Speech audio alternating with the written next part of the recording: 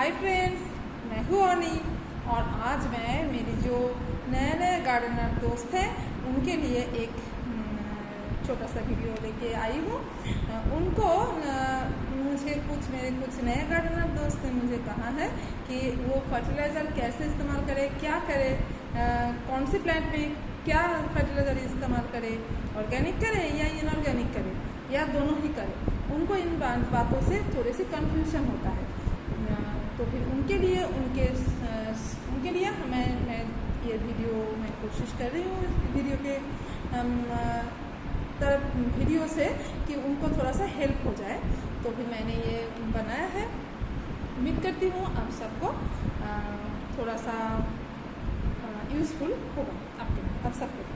और जो मेरे पुराने दोस्त हैं उनको तो ये सब बातें पता ही होंगे, फिर भी मैंने कुछ पॉइंट मिस कर दिया तो वो दोस्त मुझे ये बताएंगे कि मैंने क्या मिस कर दिया।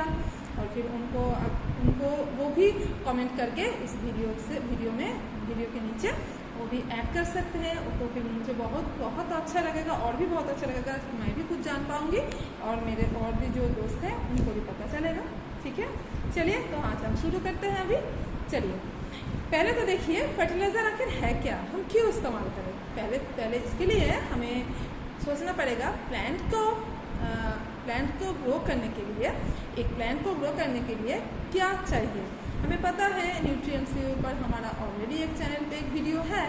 तो फिर क्या न्यूट्रिएंट्स प्लांट्स की ग्रोथ के लिए चाहिए ये सबको पता है हमें। तो वो जो मैक्रो और जो माइक्रो एलिमेंट्स के बारे में हमने बात किया था, उन सब से तो जो प्लांट की जो ग्रोथ है ठीक से होगा।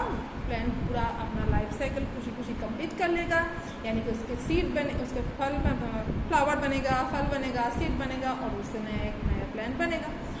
ऐसे पूरा लाइफ साइकिल कंप्लीट करने के लिए उनको सब न्यूट्रिएंट्स उनको बराबर मात्रा में चाहिए। तो फिर कहाँ से मिलेगा उनको ये न्यूट्रिएंट्स? उनको सॉइल से मिलेगा, उनको एयर से मिलेगा, उनको जो पानी है उससे मिलेगा। तो फिर वो तो मिलता है, पर प्रॉब्लम क्या है, हम बाहर से फर्टिलाइज़र क्यों डालें? क्योंकि देखिए अगर बार बार उसी सॉइल से अगर वो खाना लेगा तो सॉइल में भी तो खाने की कमी होगी ना। अगर देखिए हम जो भी फार्मर्स जो खेती करते हैं उनको भी जो लैंड में जो होते हैं, जो खाना होता है नॉर्मल मिट्टी में, वो प्लांट खा लेता है अपने जितना भी उसको चाहिए वो खा लेता है उसके हिसाब से। पर उसके बाद उसको जो कट के अलग कर लिया तो फिर नया जो फसल लगाएंगे तो फिर नया फसल में तो उन प्लांट्स के लिए तो खाने की कमी होगी, उनको तो न्यूट्रिएंट्स नहीं मिलेगा ना। तो फिर वो क्या करेंगे, न्यूट्रिएंट्स की कमी की वजह से ठीक से ग्रो नहीं कर पाएगा। तो फिर इसीलिए उनको वहाँ पर जो फर्टिलाइज़र है उसको डालना पड़ेगा। फर्टिलाइज़र वो चीज़ है जो न्यूट्रिएंट्स को जो पूरा करते हैं, सॉइल की जो न्यूट्रिएंट्स लॉस हो गए उसको पूरा करेंगे। ठीक है, और हम जो कंटेनर गार्डनर्स है, यानी कि जो कंटेनर में हम गार्डनिंग करते हैं उनके लिए तो फर्टिलाइज़र चाहिए ही चाहिए।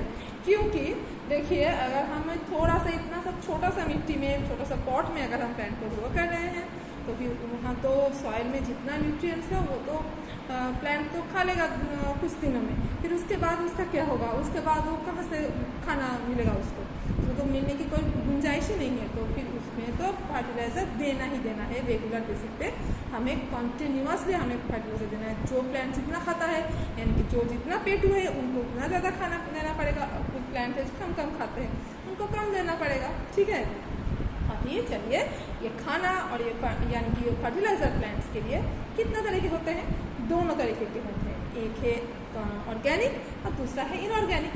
जो ऑर्गेनिक खाना होते हैं, ऑर्गेनिक फर्टिलाइज़र होते हैं, वो ऑर्गेनिक फर्टिलाइज़र किसको कहते हैं हम, यानी कि जो कोई लिविंग मटेरियल से आता है। ठीक है, जैसे देखिए कोई एनिमल मैन्योर हो गया, यानी कि काउडंग होता है, काउडंग के कंपोस्ट होता है, या तो गोट से मिलता है या तो भेड़ बकरी दोनों ही होता है। ऐसे हॉर्स भी होते हैं जो ग्रेजिंग एनिमल होते हैं, उन सबके जो एक्सक्रीट होते हैं उससे हमें उसको डिकम्पोजिशन के थ्रू हम एक फर्टिलाइज़र बना सकते हैं। ठीक है, और दूसरा है हम जो फूड प्रोसेसिंग में हमारा जो भी वेस्ट निकलता है, यानी कि जो रसोई में देखिए हम जो खाना बनाते वक्त जो वेजिटेबल्स को काटते हैं, उनके जो छिलके निकालते हैं, उनका जो भी पार्ट हम फेंक देते हैं, उसको हम फर्टिलाइज़र की तरह इस्तेमाल कर सकते हैं किचन वेस्ट को। और जो देखिए जो अंडे की जो छिलके होते हैं, अंडे को जो छीलने के बाद बॉयल्ड अंडे को छीलने के बाद जो हमारा निकलता है, छिलके निकलता है, तो फिर छिलकों को भी हम इस्तेमाल कर सकते हैं एज ए फर्टिलाइज़र। जो टी लीव्स होते हैं, टी लीव्स को हम इस्तेमाल कर सकते हैं एज ए फर्टिलाइज़र। तो फिर वो हो गया। और हाँ, चावल का पानी, दाल ऐसे हम जब धोते हैं तो फिर उनको हम फेंकेंगे नहीं, हम उनको स्टोर करके रखेंगे, अपने प्लांट्स को पानी भी दे देंगे, तो फिर क्या होगा, वाटर लेवल भी हम ठीक रख सकेंगे। दुनिया के जो हमारा जो सॉइल के अंदर जो वाटर लेवल है धीरे धीरे कम हो रहा है, हम सबको पता है, ये बहुत बड़ी इशू है। तो फिर हमें उस बारे में भी सोचना चाहिए। हम जो प्लांट्स लगाते हैं, हमें तो नेचर के बारे में ध्यान रखना पड़ेगा। तो फिर हम कोशिश करेंगे जितना हो सके पानी को वेस्ट ना होने दें, उसी पानी को हम इस्तेमाल करें। देखिए, हम और भी एक काम कर सकते हैं। हम ऐसे जैसे सेल्फ के ऊपर, या अगर हम कुछ ऊँचे जगह पे अगर हम रख सके तो उसके नीचे जो गैप होंगे वहाँ उसके पानी गिरेगा उसके नीचे, फिर हम उसको भी हम किसी कंटेनर में एक्यूमुलेट कर सकते हैं, उसको भी तो दूसरे बार इस्तेमाल कर सकते हैं। मैं तो करती हूँ ऐसे, वो कर सकते हैं। तो और क्या करेंगे, मैं कहा थी जो जो दाल का पानी या तो जो चावल का पानी हम धोने के बाद उसको रख सकते हैं, उसको हम एज ए पेस्टिसाइड भी इस्तेमाल कर सकते हैं। जो चावल का पानी होता है तो बहुत अच्छे तरीके से पेस्टिसाइड पेस्ट भी हटाते हैं, अगर हम रेगुलर बेसिस पे उसके प्लांट की पत्तियों पर अगर छिड़केंगे तो। देखिए, फर्टिलाइजर भी हो गया, पेस्टिसाइड भी हो गया उससे, तो वो होते हैं। और एक होते हैं ह्यूमन, जो हम जो इस्तेमाल करते हैं, जो हमारा टॉयलेट है, लैट्रिन के जो पानी होते हैं, वेस्ट पानी, उनको हम एज ए फर्टिलाइज़र भी यूज़ कर सकते हैं। अगर हम उसका ड्रेन को अगर हम अपने गार्डन में ले जाएँ तो फिर उसी पानी से हम अपने प्लांट्स के लिए खाना तैयार कर सकते हैं, यानी कि फर्टिलाइज़र के काम करेगा, बहुत अच्छे फर्टिलाइज़र के काम करता है। और अगर हम अपने कंटेनर में भी अगर ह्यूमन यूरिन से भी फर्टिलाइज़र बन सकता है। अगर हम ह्यूमन यूरिन ऐसा कोई इकट्ठा करके हम उसमें पानी डाइल्यूट करके कितने मात्रा में करना है, अगर आप जानना चाहते हैं तो फिर हम उस टॉपिक्स में भी कभी एक वीडियो ज़रूर बनाएंगे, उसको भी हम इस्तेमाल कर सकते हैं एज ए फर्टिलाइज़र। ये हो गया। और क्या कर सकते हैं, हाँ, और जो फार्मर्स जो एग्रीकल्चर में जो वेस्ट होते हैं, एग्रीकल्चर वेस्ट जिसको कहते हैं हम, यानी कि धान की भूसी और जो गेहूँ को भी हम जब भूसी जो निकलते हैं, यानी कि जो छिलके निकलते हैं, और उनके जो प्लांट्स के जो ड्राई पार्ट्स होते हैं जो यूज़फुल नहीं होता है, उनको हम इकट्ठा करके फर्टिलाइज़र प्रिपेयर कर सकते हैं। और जो देखिए, और एक है जो देखिए, मैं जो कह रही थी, जो जंगल में जो प्लांट्स होते हैं, फॉरेस्ट में आई मीन, जो वहाँ पर तो हम ऐसे कोई रास्ते में भी है, हम उन पर तो फर्टिलाइज़र नहीं डालते हैं, पर उनको खाना मिलता है। उनको तो मिट्टी से बहुत ज़्यादा, वो तो पूरा फुल फ्रीडम है उनको, जहाँ से भी चाहे वो अपना फर्टिलाइज़र ले सकते हैं, मिट्टी में अपना रूट्स डाल के। और भी क्या करते हैं, उनके जो पत्ते गिरते हैं, पत्ते या सूखे जो स्टेम होते हैं, उनसे वो डिकम्पोज होके फर्टिलाइज़र तैयार करता है उसके लिए। और फिर हम क्या करें, हमारा गार्डन में जो है, जो पत्तियाँ हैं, जो सूखे स्टेम्स होते हैं, हम उसको लिविंग पार्ट जो होते हैं प्लांट्स के, उसको हम फेंकेंगे नहीं, फेंकिएगा मत, उसको आप एक जगह इकट्ठा करके किसी बोरी के अंदर या तो किसी मिट्टी के पॉट्स में, जो हमारे होते हैं, एक्स्ट्रा तो होते ही हमारे गार्डन में, और जो प्लास्टिक के टूटे हुए कुछ बर्तन हो गए, ये तो कुछ भी हुआ, आप वहाँ पर भी उसको एक्यूमुलेट करके उसमें पानी डाल के शेडेड एरिया में रख दो, और उसको डिकम्पोजिशन के लिए, डिकम्पोजिशन के बाद भी प्लांट यूज़ कर सकता है। उदाहरण में बात करते हैं, लिखिए ज़रा। तो फिर हम अगर उसका अगर हम इकट्ठे करके रखते हैं तो वो भी इस्तेमाल कर सकते हैं। अगर हम चाहे तो थोड़ा सा DAP के दाने हम पानी में घोल के उस पर अगर छिड़क देंगे तो फिर वो जो ड्राइड लिप्स पे, तो फिर जल्दी वो फर्टिलाइज़र डिकम्पोजिशन हो जाएगा, फिर फर्टिलाइज़र रेडी हो जाएगा। और हम वर्मी कंपोस्ट है अभी बहुत ज़्यादा हम प्रेजेंट एज में हम वर्मी कंपोस्ट को बहुत ज़्यादा इस्तेमाल करते हैं अच्छी तरीके, और फिर काउडंग कंपोस्ट को इस्तेमाल करते ही हैं बहुत दिनों से। और एक चीज़ है, देखिए जैसे हम ऑयल निकालते हैं अपने खाने के लिए, ऑयल निकालने के बाद जो कौन से ऑयल, मस्टर्ड ऑयल, तो फिर उसके जो मस्टर्ड जो केक होते हैं, तो फिर मस्टर्ड केक से भी हम एज ए फर्टिलाइज़र उनसे बन सकता है। और बादाम की खली, नावेडेज बादाम की खली तो बहुत ज़्यादा पॉपुलर हो गया है अभी, तो फिर उसको भी हम इस्तेमाल करते हैं। मूंगफली खाने के बाद हम छिलकों को फेंकेंगे नहीं, उसको भी हम रख सकते हैं एज ए फर्टिलाइज़र, हम उसको डस्ट करके मिला सकते हैं, वो भी बहुत अच्छा फर्टिलाइज़र के काम करेगा। तो फिर देखिए कितना सारा हमारा ऑर्गेनिक फर्टिलाइज़र हो गया। अभी इनऑर्गेनिक की बात करते हैं। इनऑर्गेनिक कहाँ से मिलेगा? इनऑर्गेनिक के लिए हमें कारखाने में की ज़रूरत है, यानी कि फैक्ट्री में हमारा इनऑर्गेनिक फर्टिलाइज़र बनता है। कौन सा? जो NPK है, जो मैक्रो और माइक्रो दोनों ही बनते हैं हमारे कारखाने में, उनका भी इस्तेमाल करते हैं हम। अभी देखिए NPK, देखिए बैलेंस NPK 19-19, 20-20-20 या 10-26-26 या तो 00-50 या तो 12-61-0, ऐसे कुछ भी NPK है, सब होता है। वो जो हमारा फर्टिलाइज़र जो इनऑर्गेनिक फर्टिलाइज़र है वहाँ कभी देखिए NPK एक साथ होता है डिफरेंट रेशियो में, या तो नाइट्रोजन हो गया सिर्फ, या तो कोई फॉस्फोरस के लिए कुछ हुआ, पोटाश के लिए कुछ हुआ, ऐसे भी होता है।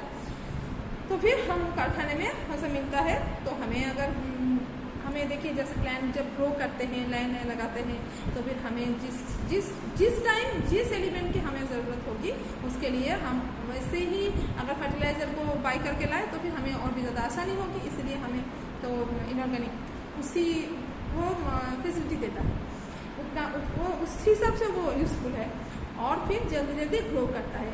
कुछ अगर ऑर्गेनिक और अगर इनऑर्गेनिक दोनों आप डाल के देखें तो इनऑर्गेनिक में बहुत जल्दी फास्ट ग्रो करता है, इसलिए हम इनऑर्गेनिक को पसंद करते हैं, इनऑर्गेनिक का यूज़ होता है।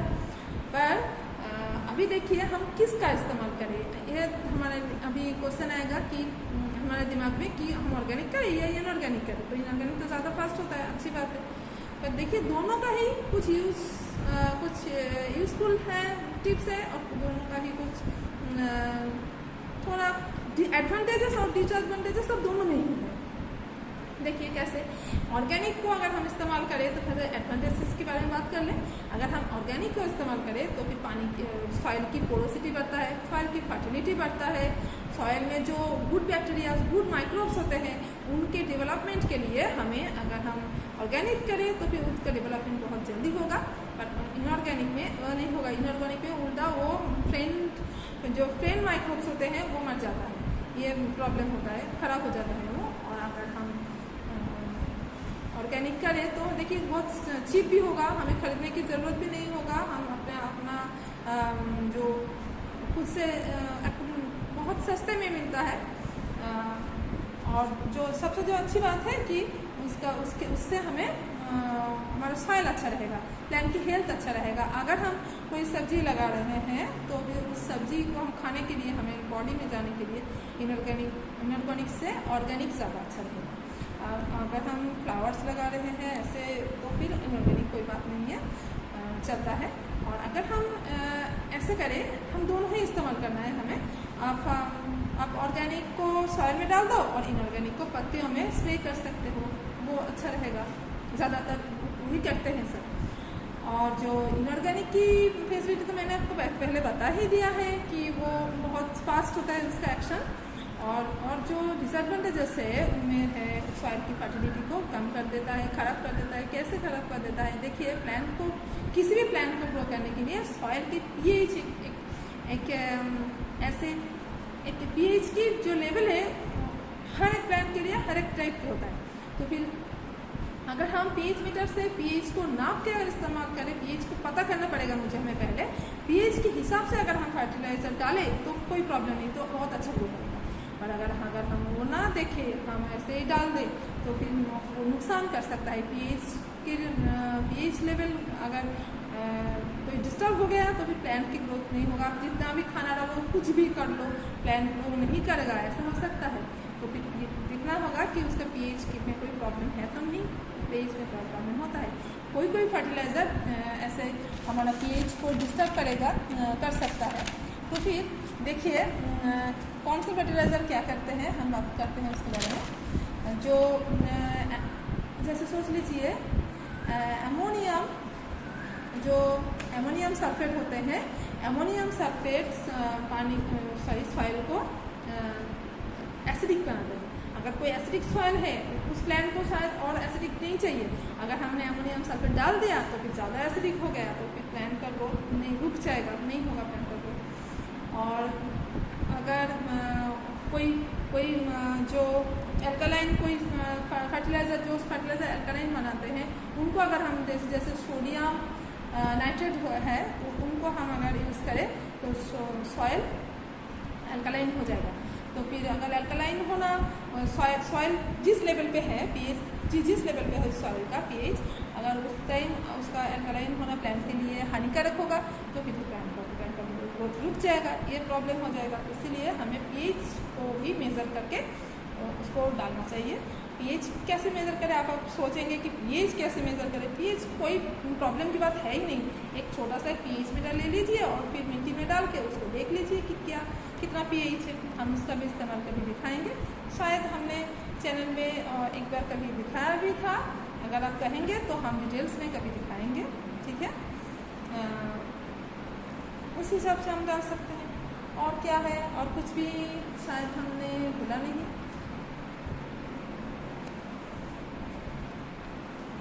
और कुछ नहीं होगा। चलिए आज के लिए इतना ही था। अभी आप खुशी अपना गार्डन को बहुत अच्छे तरीके से हेल्दी गार्डन बनाने के लिए ये सब बातें